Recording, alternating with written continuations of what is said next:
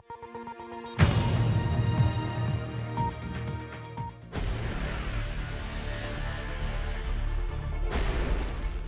le va? Buenas noches, estamos en Secretos del Poder. Licenciado Alfredo Blanco, ¿cómo le va? ¿Qué tal? ¿Cómo estás, Julio? ¿Cómo ha empezado febrero? ¿Tan bien como Marcos Labaña o no? Parece que mejor que Marco. Un poquito mejor. Un poquito mejor, pero bueno, vamos a hablar de eso en la editorial, sobre el tema de la credibilidad de la estadística oficial. Bueno, porque mucha gente, a partir de la salida de Labaña y tal vez antes, estaba ahí preocupada por el hecho de una medición de la inflación que parecía no coincidir con lo que la gente siente en el bolsillo, ¿no? Eso históricamente ha sido así porque el indicador muestra cómo evoluciona una canasta que no necesariamente es la canasta que consume Kloppenburg o que consume Croce, digamos. Claro. ¿No? Menciona el productor. Y ahí estamos entonces con un problema real. Bueno, esto va a ser el motivo, entre otras cuestiones, por ejemplo, el tema del Fondo Monetario Internacional y algún dicho de Luis Toto Caputo de la editorial de Alfredo Blanco. Pero tenemos visitas realmente muy importantes hoy. Sí, bueno, hoy nos distingue porque nos visita, además recién llegado prácticamente, el ministro de la provincia, Guillermo Acosta, con quien vamos a hablar respecto de la última emisión, digamos, de deuda de la provincia. Bueno, y también seguramente va a ser una muy buena oportunidad para hablar de cómo se invierte ese dinero que se toma en el momento de la deuda. La obra, digamos. Hay una parte que va a obra y hay una parte que recompra deuda. Y hay otra cuestión también por ahí, no es una explicación que tenga que dar a Acosta, pero digo, ha habido muchas críticas de la oposición respecto a la oportunidad de ciertos gastos, como por ejemplo la inversión en seguridad. Sí. Bueno, seguramente de esto vas a poder hablar. Y también un hombre que ha sido funcionario de José Manuel de la Sota, un incondicional de la Sota, que salió del gobierno y hoy es algo así como una especie de asesor internacional. Marcelo Falo va a estar con nosotros, vamos a hablar de política y le vamos a preguntar por un rumor que habla acerca de una probable reunión con Martín Yarlora. Digo, un hombre del delazotismo que se reunió con Yarlora, vamos a ver si esto es real o no. Bueno, tenemos por supuesto mucha información para compartir con todos ustedes, ¿no? Pero bueno, empecemos para que nos alcance el tiempo. Empecemos, ya viene el ministro de Economía de la provincia, la presentación formal de Secretos del Poder.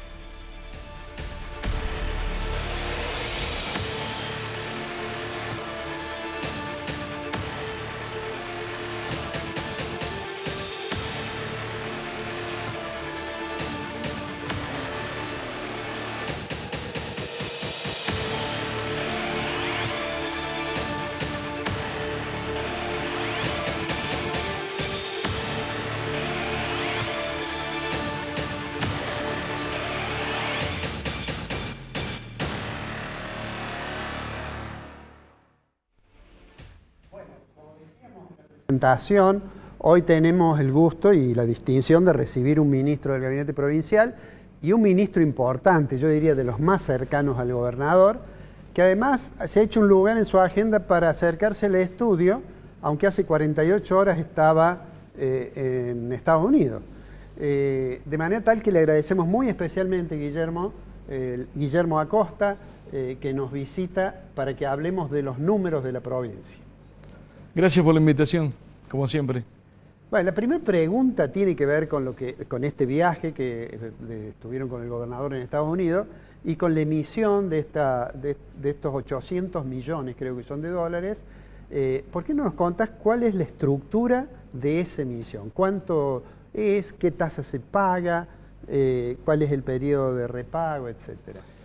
Bueno, perfecto. Sí, esto es muy reciente. De hecho, los fondos van a ingresar el 3 de febrero, porque recuerden cómo, para la gente que nos está escuchando y viendo cómo estructuramos esto, o sea, era una operación muy similar a la que hicimos en junio, en donde uno buscaba dinero nuevo en una primera parte de la operación y en una segunda parte de la operación ofrecíamos recomprar el bono, el PDCAR 2027, ¿no? que es deuda outstanding de la provincia y que estaba ahí en el mercado, ¿no? Una operación la realizamos el martes pasado y el jueves siguiente fue este tender offer, ¿no? Esta oferta de recompra. La operación, esto está bueno que lo contemos, digo, detalles, la cocina de la operación, todo estaba pensado para que fuera la semana anterior, es decir, el jueves.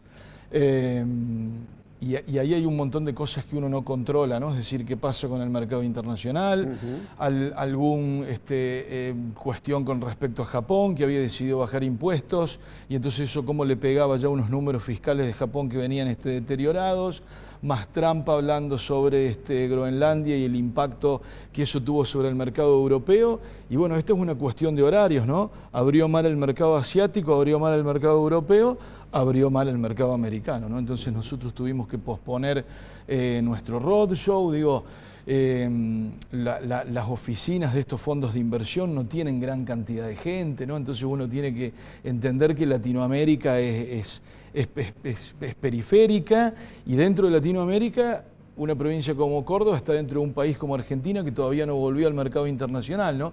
Entonces realmente hay que esperar una coyuntura muy buena del mercado para poder hacer una oferta. En estas operaciones el gobierno de Córdoba no está solo, digo, tiene sus asesores internacionales, los bancos JP Morgan y Santander Global. Entonces la recomendación, bueno, fue esperar, ¿no? Y fue muy positivo. Digo, el martes que hicimos el pricing, es decir, el día en donde uno recibe las ofertas por parte de los inversores, el mercado estaba mucho mejor que el jueves que inicialmente pensábamos salir. Esto nos llevó a tener un libro de algo más de 1.600 millones de dólares. Nosotros teníamos una idea inicial de 500 millones de dólares, teníamos un tope del Ministerio de Economía de la Nación, digo, esto tiene que quedar claro. Los gobiernos subnacionales pueden tomar deuda en el exterior, pero por la ley de responsabilidad fiscal necesitamos una autorización del Ministerio de Economía de Nación. Esa autorización decía hasta 500 millones de dólares, con una tasa que tiene que ser inferior al 9. ¿Por qué? Porque Nación no solamente te topea el monto, sino que también puede topear la tasa. Y esta era la conversación que habíamos tenido con el gobierno nacional. Entonces, con esos parámetros uno va justamente a hablar con los inversores, se indica una tasa de referencia y en función del tamaño del libro uno puede comprimir. Bueno, el libro fue muy bueno, rápidamente se estaba hablando de una tasa inferior a 9 y había muy poca sensibilidad, con lo cual se pudo tomar hasta 800 millones sin que la tasa respondiera tanto. ¿Cuánto fue la tasa finalmente? Hay dos cosas. Nosotros lo que anunciamos fue cupón, el cupón es 8.60, la TIR, la tasa de interés de retorno de toda la operación, es 8.95. Y hablamos de cupón porque en lo que tiene que ver con los subnacionales argentinos, otras regiones que salieron hacen mucho hincapié en su cupón. Entonces, nosotros también hablamos del cupón para que sea comparable, ¿no? Porque en estos días surgió, bueno, ¿qué hizo Santa Fe? Bueno, Santa Fe anunció un cupón de 8.10. El cupón nuestro es 8.60, eso es lo que lo hace estrictamente comparable. ¿Qué distinguió a la operación de Córdoba? El plazo. Hemos llegado a 9 años de plazo, es el subnacional de más largo plazo. La provincia de Santa Fe también salió a 9 años, porque alguien conocido del mercado nos está escuchando y dice Santa Fe también colocó a 9, pero con mayor cantidad de amortizaciones. Entonces eso hace a nuestro título un poco más exigente. Digo, hay que tener un poco de mayor confianza para ir a este plazo tan largo, digo, 9 años para la Argentina es larguísimo plazo. Y lo otro que hay que considerar es que estos bonos son bonos que se los llama en la jerga financiera unsecured, o sea, no tienen garantía. Realmente el inversor que le presta a la provincia de Córdoba 9 años de plazo con un cupón de 8.60, confía en la información que la provincia le da en el roadshow, confía en los bancos asesores de toda la operación. Entonces, eso es lo que realmente nos traemos a Córdoba, digo, el apoyo del mercado financiero internacional. El mercado no tiene ideología, mira un proyecto, mira la historia, mira la propuesta y acompaña. La otra cuestión que también nos sorprendió fue la participación por origen. En la salida de junio era mucho fondo americano que conoce más a Latinoamérica. En esta hay un mayor peso de fondos británicos, pero aparecieron fondos de Luxemburgo, Alemania, Austria, Italia. Es decir, hubo una mayor atomización en función del origen. Los nacionales, igual que en junio, nos acompañaron y muy bien.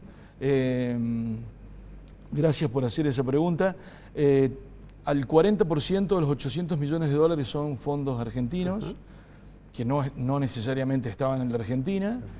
Y dentro de los argentinos hubo una muy buena participación de los cordobeses, eso también lo destacamos, también lo agradecemos. Digo, el que está más cerca de Córdoba es el que mejor conoce el crédito de la provincia, el carácter del emisor, y eso no dejó de sorprender, ¿no? En junio también fueron 40% los argentinos y hubo un monto similar de los colocadores cordobeses. Eso también la provincia lo trabaja de manera deliberada. Cuando uno ve la operación, ve los logos de JP Morgan, ve el logo de Santander, ve el logo de Joint Book Runner de Balance, de Puente, pero después están todos los colocadores. Y ahí uno ve el logo de Banco Galicia, ve el logo de Banco Macro, algunas ALICs de Buenos Aires, y están los logos de las ALICs de Córdoba. Está BCR, está SIC. Digo, también de alguna manera con esto queremos estimular el mercado financiero de Córdoba. Sabemos que Córdoba es una plaza financiera interesante. Esta participación de fondos locales no se da en otros subnacionales, o sea, que eso es algo que realmente distingue a Córdoba como plaza financiera, ¿no? Bueno, tenemos los 800 millones. ¿Los van a ingresar todos el día 3 de febrero o va a ser en la medida en que haya necesidades financieras? No, a ver, hay una fecha límite, que es que si uno quiere seguir participando del mercado único libre de cambios, el MULC, sí, tanto las empresas como los subnacionales tenemos 180 días para ingresar los fondos. O sea que como máximo uno puede tenerlos afuera hasta 180 días. La idea es ir ingresándolos a medida que haya certificados de obra. Eso fue lo que hicimos con los fondos captados también en junio. En aquel caso, buena parte de los fondos que se tomaron fueron a recomprar el título, el PDCAR 2027. Una parte había quedado. Habían quedado 116 millones de dólares después de una pequeña amortización, y de esos 116 millones de dólares, el 28,7 entró en este tender. Con lo cual, digo, eso, la lectura que nosotros hacemos es positiva. Digo, evidentemente, frente a una oportunidad de recompra, hay inversores que deciden retener el título de Córdoba en su cartera, ¿no? En algunos casos porque seguramente hay mucha atomización y hay inversores que no se enteraron o se enteraron tarde o hubo algún problema de comunicación. Digo, uno no habla directamente con los tenedores, sino que habla justamente con los organismos de custodia de esos fondos, ¿no? Recuerden que este título 2027 es un título que se reestructuró en enero del 2021, entonces digo, hubo mucho cambio de manos. Ahora algo que está distinguiendo a Córdoba es que hay un trabajo muy importante de relación con el inversor. Lo que no queremos perder es ese vínculo de saber quién tiene el título, con lo cual armamos una página que va a estar disponible en estos días, está funcionando en una versión beta, en una versión de prueba, en donde permanentemente vamos a ir sumando información actualizada de la provincia de Córdoba, comunicación vía mails, y de esa manera ir siguiendo un poco quiénes son los tenedores de nuestro título. Y otro dato para destacar tiene que ver con esto, el origen de los fondos, y ahí sin dudas esto tiene una alta correlación con lo que se llaman estas acciones de non-deal roadshow, es decir, salgo a dar una vuelta, cuento cómo estoy, sin idea de hacer una colocación. Eso lo hicimos durante el año pasado con el gobernador, hicimos varios de ellos. Puntualmente hubo uno muy positivo que fue en octubre en Londres, desayuno, el gobernador se sentó, 15 fondos que había convocado la embajada argentina en el Reino Unido, y durante 2 horas, libro abierto, presentación de la provincia y después el gobernador contestando preguntas, ¿no? Entonces, eso a los fondos le muestra cercanía, le muestra transparencia. Acá está sentada la máxima autoridad de la provincia. Tengo una pregunta. La provincia tiene, bueno, 2 preguntas.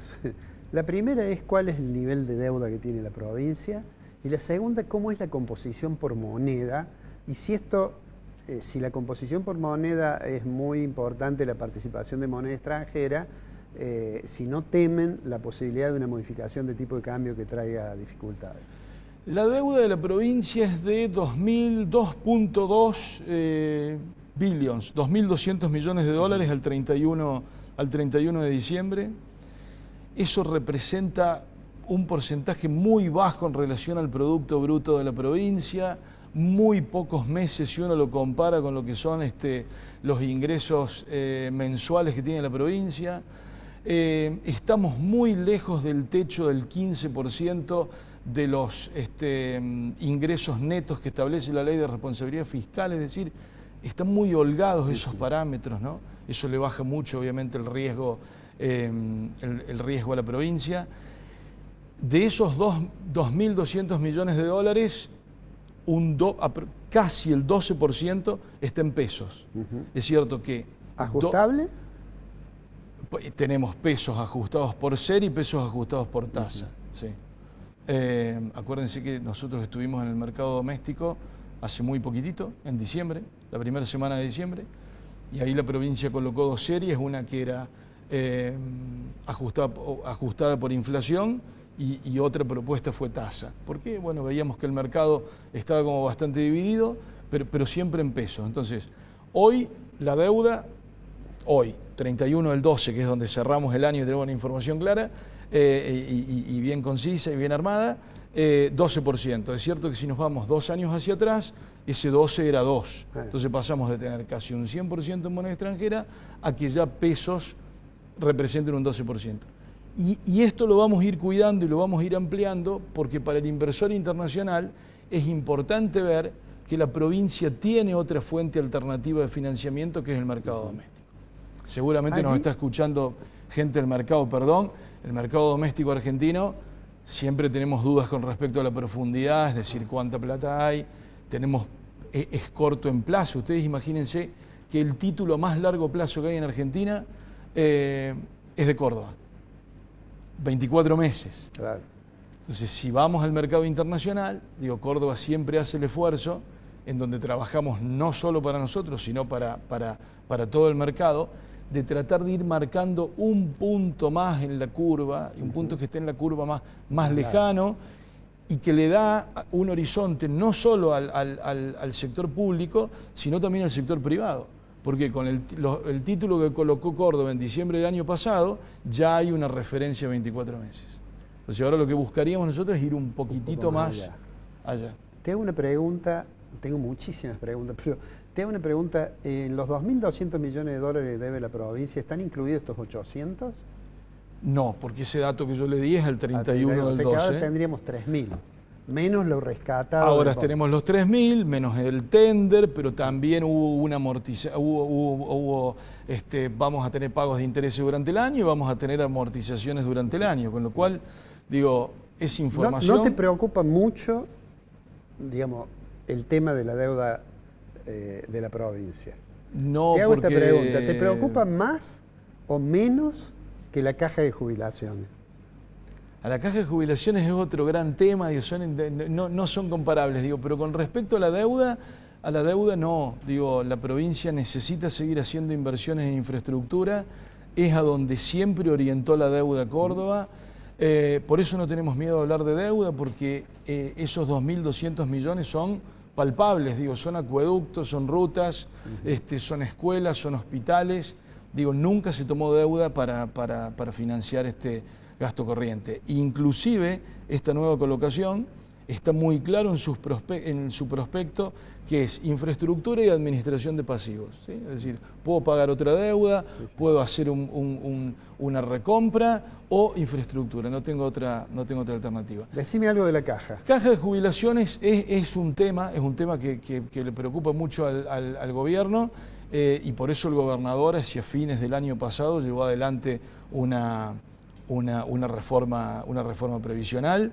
Es bueno que hablemos de esto porque estuve leyendo que se dice, si es una reforma que no tiene impacto en el déficit, eso no es así. La reforma tiene un impacto en el déficit, lo reduce, nos ayuda a que ese problema sea un problema menor.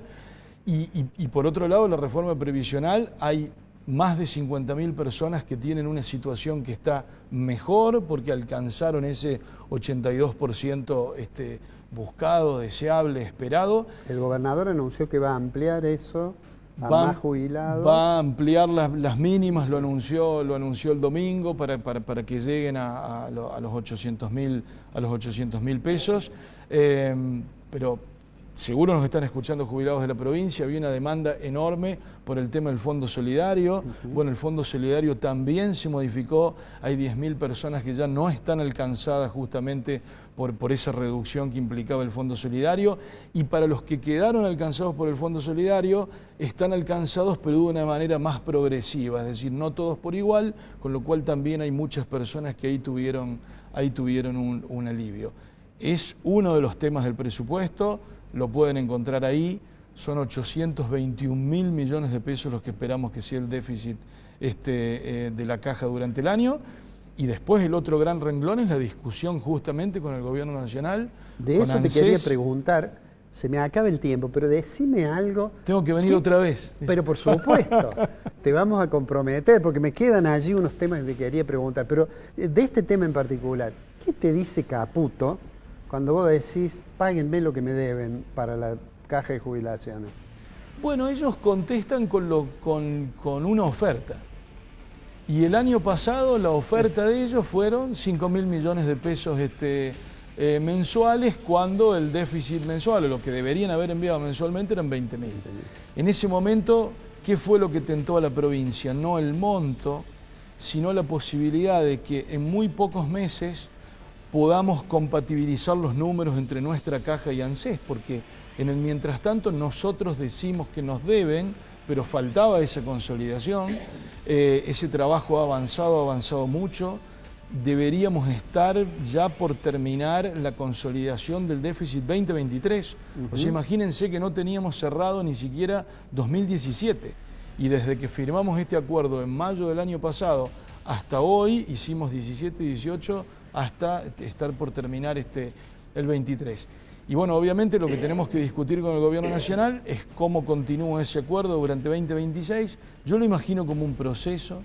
Digo, obviamente que lo ideal es que nos envíen los 24.000 mensuales que corresponden a 2026. El Gobierno Nacional también está mirando sus números, también está mirando su equilibrio o tratar de tener un leve superávit. Bueno, no lo llevan por el devengado, lo llevan en base caja. Digo, el criterio es otro, pero en el caso personal mío, digo, también entiendo esa restricción, y con eso tratamos de que esto sea un proceso en donde cada nuevo acuerdo la deje en una mejor situación a la provincia de Córdoba.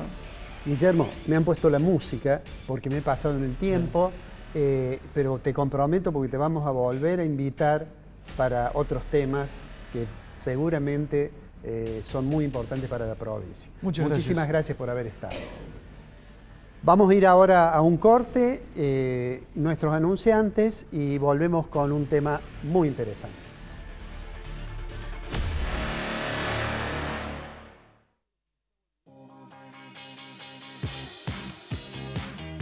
Acabamos de inaugurar la Plaza de la Palabra, nuestra plaza del Consejo Deliberante. Se denomina de la palabra porque la palabra es la fuente del Parlamento, la fuente del diálogo, del encuentro, de la construcción de consensos, que es lo que procuramos todos los días aquí en esta institución tan importante en nuestra ciudad. En este edificio, que también contribuye con la huella de carbono, porque genera energía con paneles fotovoltaicos, casi el 45% de lo que consumimos hoy. En una próxima inversión vamos a procurar generar el 100% de lo que consumimos, hasta los residuos, como la hierba, el café, los residuos que generamos se convierten en abono y fertilizantes para nuestro flamante espacio verde. Excelente oportunidad de inversión. Departamentos de 2 y 3 dormitorios en Milénica Sagrada Familia y Milénica Autopista Carlos Paz. A $1.250 el metro cuadrado. Entrega y saldo financiado a 10 años en UVA o dólares, más tasa variable. Comercializa Grupo Dinosaurio. Seguimos recuperando espacios públicos de nuestra ciudad. En Barrio Müller y en la zona sur, los vecinos y vecinas ya disfrutan de plazas renovadas que vuelven a ser lugares de encuentro. La Plaza Libertad y el Parque El Quebracho ofrecen espacios para compartir, jugar y disfrutar en familia, con juegos infantiles inclusivos, equipamiento deportivo, nueva forestación y luminaria LED que mejora la seguridad. Continuamos impulsando obras que fomentan la convivencia y el bienestar de los vecinos de la ciudad. Córdoba AC. Córdoba sigue. EPEC, a la vanguardia tecnológica. Estamos instalando medidores inteligentes en toda la provincia. Un proyecto único en el país, que te permite consultar tu consumo en tiempo real y administrarlo eficientemente. Un salto de calidad para todos los usuarios. EPEC, la energía de Córdoba. Conocé nuestro espacio Urban Tech, ubicado en Avenida Rafael Núñez 4635, Cerro de las Rosas. Innovación y tecnología en aberturas de PVC. Tus proyectos crean nuestras aberturas. Prestigiosa, inclusiva, precursora, innovadora, proyectada hacia el futuro. Facultad de Ciencias Económicas. Universidad Nacional de Córdoba.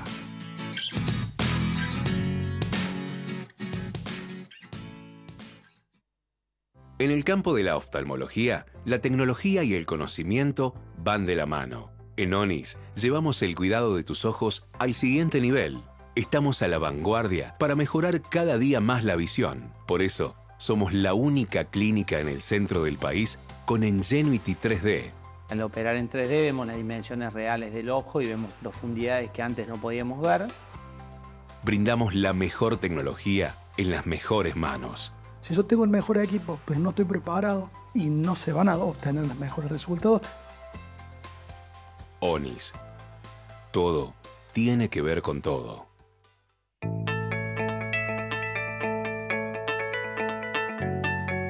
¡Hey! Seguinos en TikTok. Sumamos una nueva red social para seguir bien comunicados y de la manera más divertida, donde vas a poder conocer detalles del sistema, información para asociados, nuestras viviendas y algunas perlitas que no te podés perder. Estamos en Facebook, Instagram y ahora también en TikTok. Encontranos como Cooperativa Horizonte.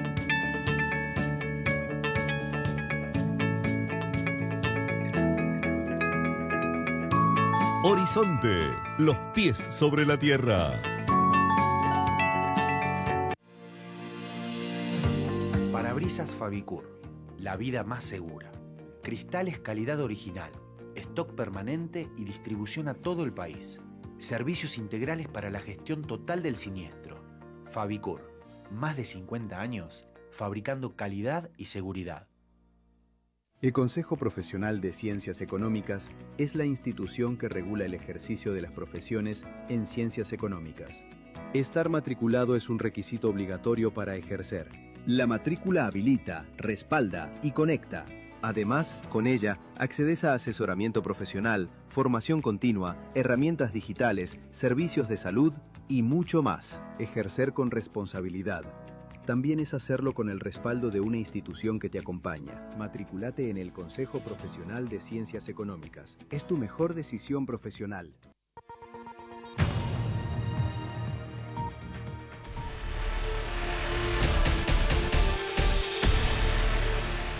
Bueno, interesante bloque con Guillermo Acosta. Seguramente esto se va a convertir en títulos en varios medios en Córdoba, porque habló prácticamente de todo, sobre todo de la cuestión de la toma de deuda. Pero ahora vamos a hablar de política y con un hombre que ha formado parte del riñón político de José Manuel de la Sota. Ha sido funcionario encumbrado del gobierno de la Sotista y hoy es algo así como una suerte de asesor internacional. Marcelo Falo está con nosotros, bienvenido. Marcelo, buenas noches. ¿Cómo Muchas estás? gracias por la invitación. Bueno, está bien acá. la presentación, digo, sos asesor de algunos gobiernos en Latinoamérica. Nunca se discute lo que un periodista dice.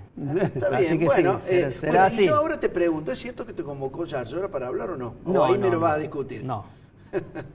Ahí no me lo vas a discutir, ¿o sí? Bueno. Hace mucho que no me reúno con Yarlora, más allá de que sigo permanentemente las cosas de Córdoba, por más que estoy más tiempo fuera del país que adentro, ¿no es ¿Y cierto? qué te pareció el discurso de Yarlora del último domingo? Yo lo hubiera hecho diferente. Me parece que él se vio en la obligación de hacer una rendición de cuentas de los últimos 2 años, que está bueno hacerla, ¿no? A la mitad de su gestión, a la mitad de su mandato. Yo creo que él le dio más relevancia a la oposición de la que la oposición merecía en ese momento. Y eso nada más. Me parece que lo que un gobernante tiene que hacer cuando se presenta en la legislatura para abrir un periodo de sesiones ordinarios, tiene que hacer alguna rendición de cuentas, que me parece que ya la hizo, y tiene que hacer un poco una proyección de cuáles son sus planes hacia el futuro, no tanto en el presupuesto, que para eso se discute el presupuesto en la legislatura, sino su mirada sobre la provincia, su mirada sobre el contexto nacional e internacional, y ahí yo hubiera puesto un poco más de detalle. Pero de todos modos no soy un analista de discursos de gobernadores, salvo que me convoquen para hacerlo, que no fue el caso. Claro.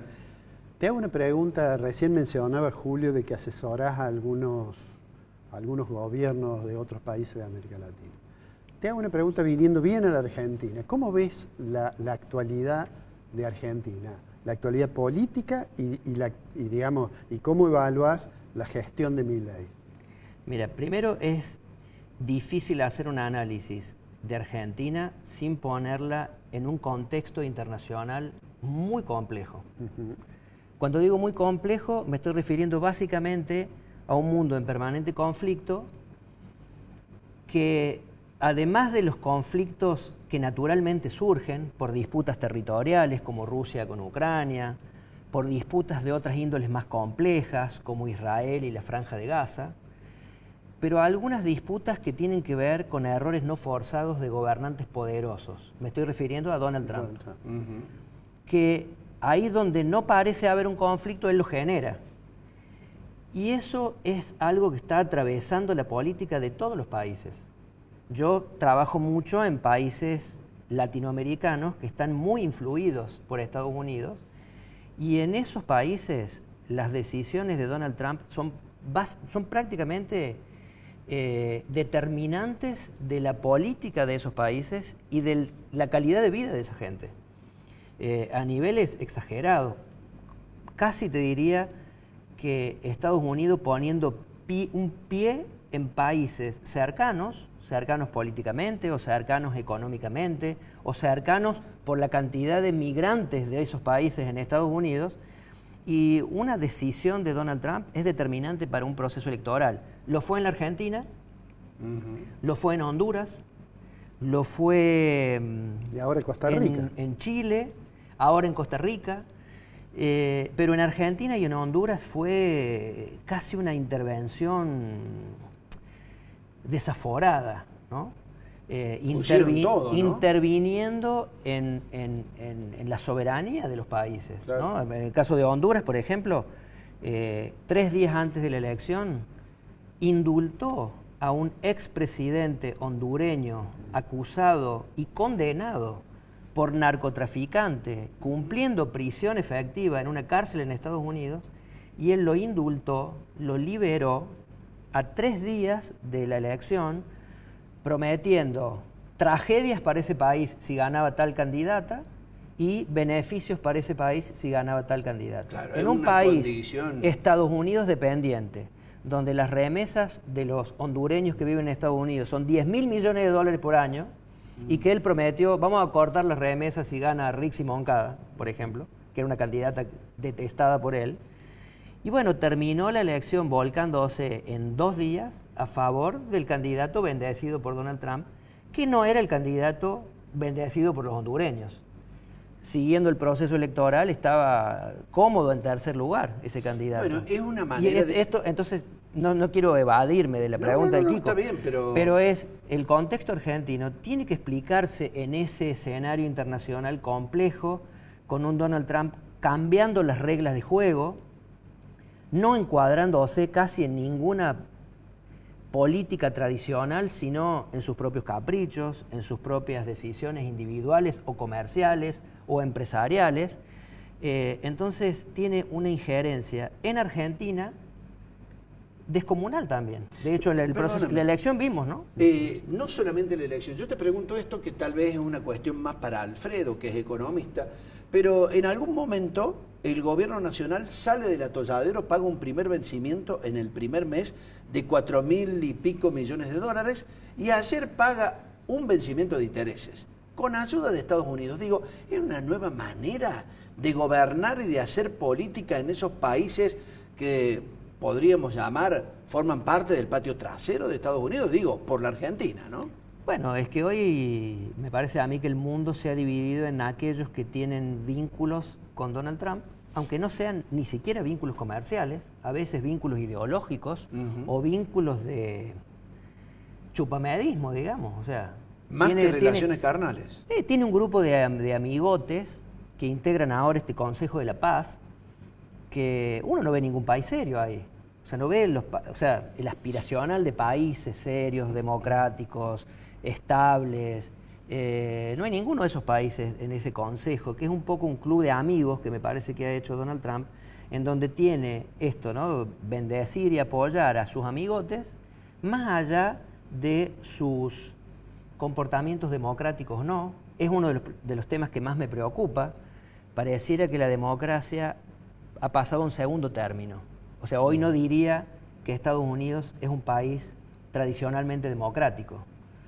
Tampoco digo la barbaridad de que sea un totalitarismo, una dictadura o cosa parecida, pero no es un país que los libros de ciencia política nos ilustran como democráticos, y mucho menos cuando tienen esas aspiraciones imperialistas que creíamos que quedaba o para países prácticamente incivilizados o para países del pasado, y no que ahora íbamos a tener que ver a Canadá tratando de defenderse de una injerencia exagerada de Estados Unidos, o a Dinamarca teniendo que decidir si están de acuerdo o no con la decisión de Donald Trump de apropiarse de Groenlandia y cosas parecidas. En este contexto, Milei ha acertado en tener al matón del barrio de su lado, pero convengamos que todo lo que está haciendo Milei en Argentina tiene poco que ver con la democracia, tiene poco que ver con la estabilidad y tiene poco que ver con el respeto de los derechos de las personas, entre otros de los periodistas, que parecen ser un blanco predilecto de Milei.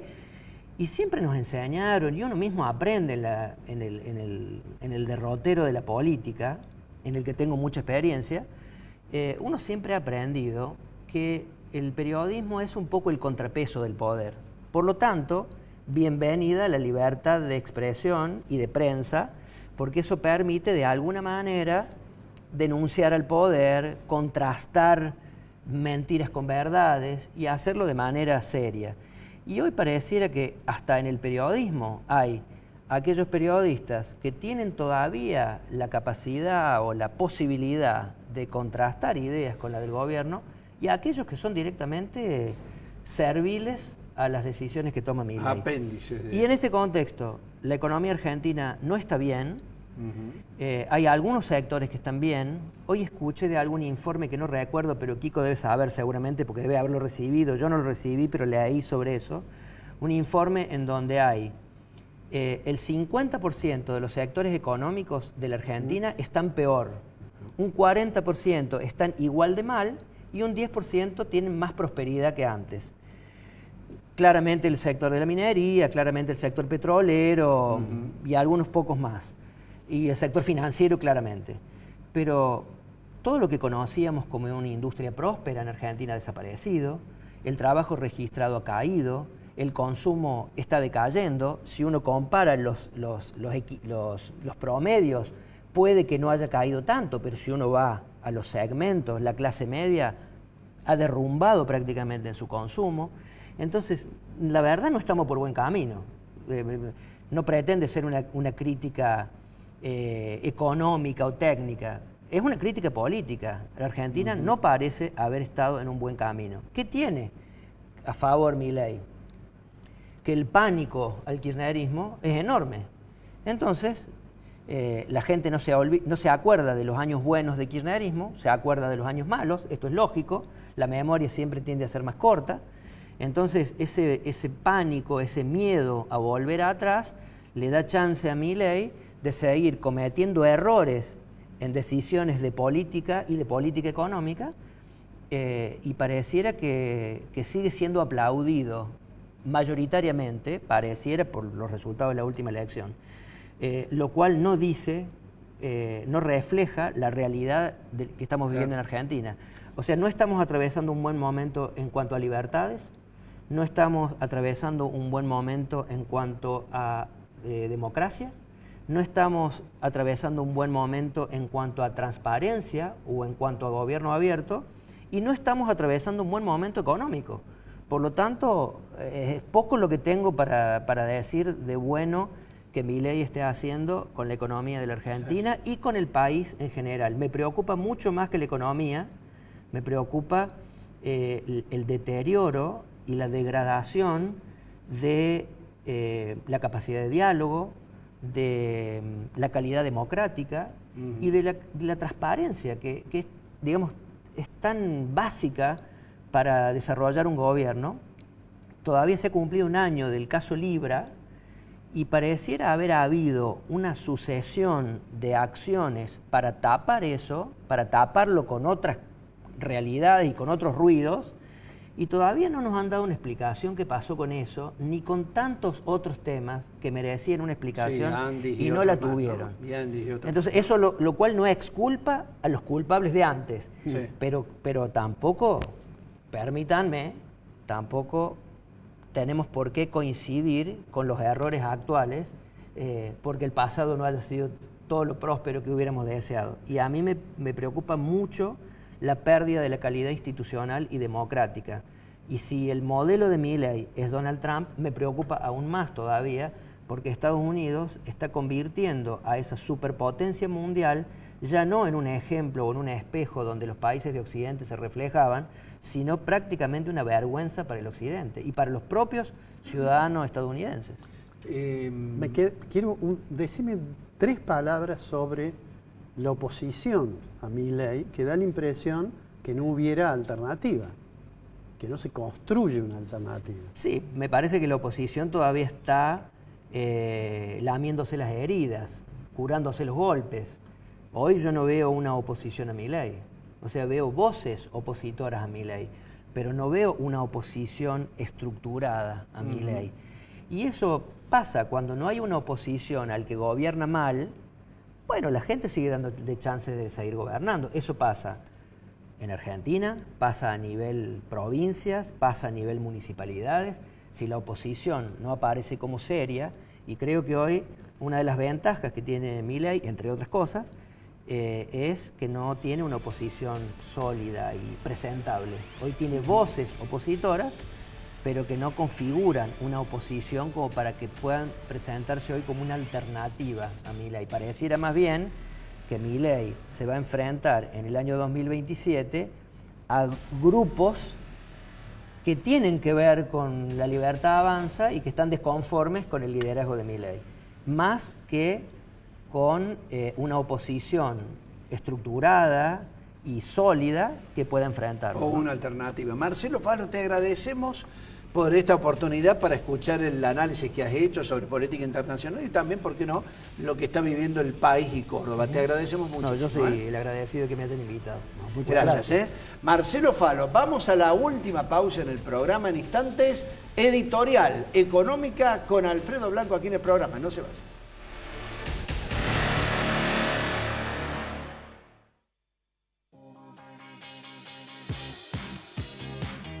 Acabamos de inaugurar la Plaza de la Palabra, nuestra plaza del Consejo Deliberante. Se denomina de la palabra porque la palabra es la fuente del Parlamento, la fuente del diálogo, del encuentro, de la construcción de consensos, que es lo que procuramos todos los días aquí en esta institución tan importante en nuestra ciudad. En este edificio, que también contribuye con la huella de carbono, porque genera energía con paneles fotovoltaicos, casi el 45% de lo que consumimos hoy. En una próxima inversión vamos a procurar generar el 100% de lo que consumimos, hasta los residuos, como la hierba, el café, los residuos que generamos se convierten en abono y fertilizante para nuestro flamante espacio verde. Excelente oportunidad de inversión. Departamentos de 2 y 3 dormitorios en Milénica Sagrada Familia y Milénica Autopista Carlos Paz. A $1.250 el metro cuadrado. Entrega y saldo financiado a 10 años en UVA o dólares, más tasa variable. Comercializa Grupo Dinosaurio. Seguimos recuperando espacios públicos de nuestra ciudad. En Barrio Müller y en la zona sur, los vecinos y vecinas ya disfrutan de plazas renovadas que vuelven a ser lugares de encuentro. La Plaza Libertad y el Parque El Quebracho ofrecen espacios para compartir, jugar y disfrutar en familia, con juegos infantiles inclusivos, equipamiento deportivo, nueva forestación y luminaria LED que mejora la seguridad. Continuamos impulsando obras que fomentan la convivencia y el bienestar de los vecinos de la ciudad. Córdoba AC. Córdoba sigue. EPEC, a la vanguardia tecnológica. Estamos instalando medidores inteligentes en toda la provincia. Un proyecto único en el país que te permite consultar tu consumo en tiempo real y administrarlo eficientemente. Un salto de calidad para todos los usuarios. EPEC, la energía de Córdoba.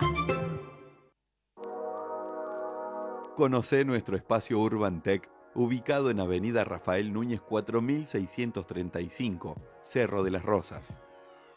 Innovación y tecnología en aberturas de PVC. Tus proyectos crean nuestras aberturas. Prestigiosa, inclusiva, precursora, innovadora, proyectada hacia el futuro. Facultad de Ciencias Económicas. Universidad Nacional de Córdoba.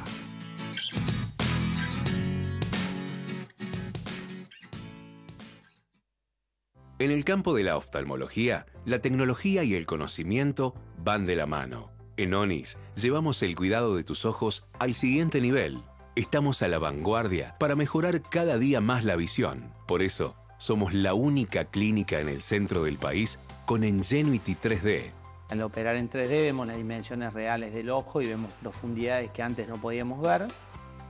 Brindamos la mejor tecnología en las mejores manos. Si yo tengo el mejor equipo, pero no estoy preparado y no se van a obtener los mejores resultados. ONIS. Todo tiene que ver con todo.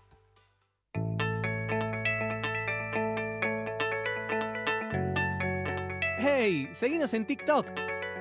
Sumamos una nueva red social para seguir bien comunicados y de la manera más divertida, donde vas a poder conocer detalles del sistema, información para asociados, nuestras viviendas y algunas perlitas que no te podés perder. Estamos en Facebook, Instagram y ahora también en TikTok. Encontranos como Cooperativa Horizonte.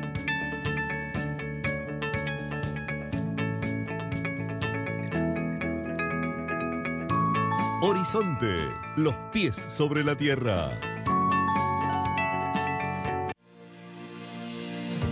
Parabrisas Fabicur, la vida más segura. Cristales calidad original, stock permanente y distribución a todo el país. Servicios integrales para la gestión total del siniestro. Fabicur, más de 50 años fabricando calidad y seguridad. El Consejo Profesional de Ciencias Económicas es la institución que regula el ejercicio de las profesiones en ciencias económicas. Estar matriculado es un requisito obligatorio para ejercer. La matrícula habilita, respalda y conecta. Además, con ella, accedes a asesoramiento profesional, formación continua, herramientas digitales, servicios de salud y mucho más. Ejercer con responsabilidad también es hacerlo con el respaldo de una institución que te acompaña. Matriculate en el Consejo Profesional de Ciencias Económicas. Es tu mejor decisión profesional.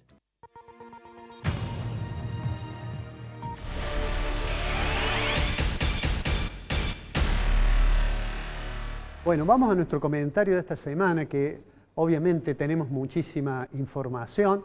Vamos a comenzar hablando de una situación que se ha conocido. Argentina tenía un compromiso de pagar $800 millones al Fondo Monetario Internacional y se hizo una operación en la cual aparece nuevamente la figura del secretario del Tesoro de los Estados Unidos, Scott Bessent, que le facilita a Argentina los recursos para hacer ese pago. Scott Bessent tiene con Argentina una relación, y seguramente con Milei y con Caputo, una relación muy cercana. No se conoce todavía si se trató de otro préstamo, sería la tercera vez que la Tesorería de los Estados Unidos le ayuda a Argentina, o si se trató de una compra de derechos especiales de giro que hizo la Argentina al Tesoro de los Estados Unidos. ¿Por qué de derechos especiales de giro? Porque los derechos especiales de giro son una moneda que es la moneda del Fondo Monetario Internacional. Cuando le dijeron a Caputo que cómo era la operación, en realidad fue muy poco preciso y dijo, no, bueno, los DEC, los derechos especiales de giro, es la moneda con la cual hay que pagarle al fondo y por eso le compramos a Estados Unidos una determinada cantidad de DEC que es equivalente a lo que había que pagar en el fondo. Eso dice Caputo y tuvo, digamos, su acompañamiento de Scott Bessent, con quien él tiene una buena relación, y entonces esos DEC salieron del Fondo de Estabilización Cambiaria de los Estados Unidos. Vamos a dar una precisión que Caputo no ha dado. Uno al fondo le puede pagar en dólares si los tiene, no hace falta salir a buscar DEC para pagarle. En los próximos días vamos a saber bien cómo fue esto, pero lo concreto es que el Fondo Monetario Internacional recibirá el pago en tiempo y forma, y creo que es una buena noticia para la próxima reunión, que es el control del artículo 4 del Fondo Monetario en Argentina, que viene en el mes de febrero. Ya la señora Kristalina Georgieva dijo en pasillos, cuando estaban en Davos, dijo que estaba muy conforme con la recuperación que parecía tener la Argentina en materia de reservas internacionales. Y no es para menos, porque el fondo le reclamó mucho que acumulara reservas, no solamente el fondo, la mayoría de los analistas en la Argentina, y el Banco Central ha comprado en este año ya más de $1.000 millones para sus reservas. En ese sentido, es una buena información y es casi seguro que el fondo le va a otorgar un permiso, un perdón, un waiver, como se dice, por el incumplimiento en materia de reservas internacionales el año anterior y va a estar esperanzado que se sigue acumulando a raíz de $1.000 millones por mes, va a cumplir con la premisa de 10.000 millones en exceso para el año 2026. Pero déjenme que diga ahora una cosa que tiene que ver con la placa que ustedes están viendo que dice INDEC. El martes pasado yo hice una referencia al INDEC y fui muy crítico respecto de la conducta del señor Scioli, que había decidido que no había más convenio con el INDEC y por lo tanto las estadísticas de turismo iban a sufrir algún deterioro. Resolvió que no hubiera más. Yo dije, no debe ser por mala intención, en realidad es por ignorancia de Scioli. Pero nadie pensaba que iba a ocurrir algo más con el INDEC. Y lo que ocurrió fue que el martes que viene íbamos a conocer el índice de precios al consumidor, lo íbamos a conocer con la nueva canasta. A ver si aclaramos un poco esto. Mire, hay básicamente tres clases de índices de precios. Unos índices que se llaman de Laspeire, en homenaje a un economista que todo el mundo quiere francés, pero era alemán en el siglo XIX.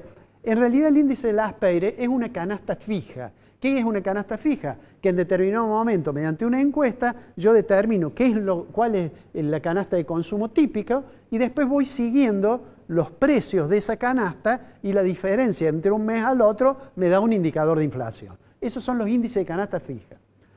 Tiene su problema. El de Argentina tenía el problema, y lo sigue teniendo, que la canasta es del año 2004. Y como puede haber cambio en los hábitos de consumo, deja de ser tan relevante para explicar los movimientos de los precios. Entonces, alguien desarrolló un índice que en lugar de ser una canasta fija, era una canasta que se va actualizando y se va comparando cuánto aumentó. Esos índices que se conocen como índice de canasta variable o índice de Pash, en realidad también tienen otros inconvenientes. Y entonces un notable economista americano, Irving Fisher, dice voy a hacer un índice que no tenga ni los problemas de canasta fija ni los problemas de canasta variable o voy a tratar de disminuir los sesgos que puedan tener de subestimar o de sobreestimar la inflación. Y lo que hizo fue calcular un promedio geométrico de los dos indicadores. Bueno, eso es en la academia. En la realidad, en la mayoría de los indicadores de inflación en el mundo se hace con un índice de Laspeire. Entonces, Argentina a sugerencia de muchos organismos, de muchos analistas, inclusive de algunos del Fondo Monetario Internacional, dijo, tenemos una canasta del 2004, deberíamos tratar de actualizarla. Y el INDEC, que vuelvo a decir aquí, es una oficina estadística realmente que trabaja bien, comenzó a elaborar este índice. Es más, anunció que el martes que viene el índice de precios, lo que normalmente decimos cuánto fue la inflación, iba a ser con la canasta nueva.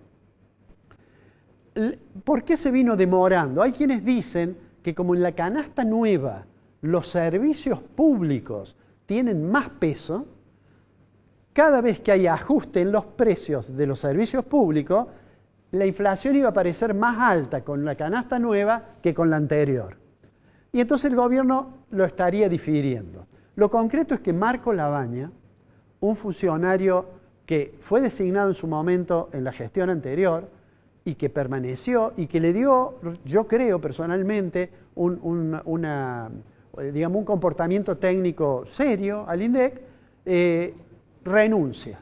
Y renuncia porque le dijeron que no podía anunciar el martes que viene el índice de precio con la canasta nueva que ya lo tiene. ¿Qué es lo que dijo el ministro Caputo? Bueno, que renunció y que renunció, no tuvo ningún problema en decir, porque le dijeron que no publicara ese índice y porque Milei y Caputo quieren que se publique cuando la inflación haya colapsado. Miren, yo tengo la impresión que más allá de que el índice de este mes de 2,5, 2,4, que el nuevo índice diera 2,6 o 2,5, en realidad lo grave es que aparezca la sensación de que no hay independencia en la oficina de estadística. Lo ideal sería, y ojalá algún legislador alguna vez lo hiciera, una ley que lo declarara autárquico y casi autónomo al INDEC. ¿Por qué? Porque si no, uno se pregunta, ¿y por qué no dieron a conocer el índice nuevo? Entonces muchos dicen, si yo calculo con los nuevos ponderadores los precios del año pasado, la inflación fue más alta que lo que dijo el INDEC. Y empieza esta discusión que es una pérdida de credibilidad en la estadística oficial, lo cual es muy dañino. Eso ya nos ha pasado. En el pasado, una intervención torpe de Moreno, el secretario de Comercio, sobre el INDEC, hizo que comenzaran a salir alternativas al IPC porque se suponía que estaba siendo manipulado. La tentación de los gobiernos en Argentina siempre es esa. Probablemente no todos recuerden que en una época en que Martínez Dios era ministro, como el precio de la carne comenzó a subir, sacó un índice de precio descarnado, le llamaban. Duró un tiempo. Por supuesto, el hecho de intervenir sobre la oficina de estadística es muy malo. Y yo creo que es una muy mala noticia que Marco Labaña haya renunciado, y en particular que lo haya hecho porque aquello que habían anunciado, que era conocer el nuevo índice con la nueva canasta, se ha diferido. Y el ministro Caputo ni siquiera ha dicho hasta cuándo. Realmente una pena. Bueno, se nos acaba el tiempo, le pido, Julio, que nos despidamos. Solamente para la despedida y para invitarlos a todos ustedes a compartir la semana que viene otra emisión más de Secretos del Poder, en un verano que me parece va a tener muchísimas cosas, sobre todo en el Congreso de la Nación ya en extraordinario. Seguramente porque van a discutir Viene la reforma laboral. La reforma laboral va a ser un debate realmente interesante, pero además va a ser bastante crudo, digamos. Sobre todo un tema al que en una de esas vamos a tocar en el próximo programa. Gracias, Alfredo. Nos encontramos en la próxima. Nos vemos el martes que viene. Gracias, hasta la próxima semana.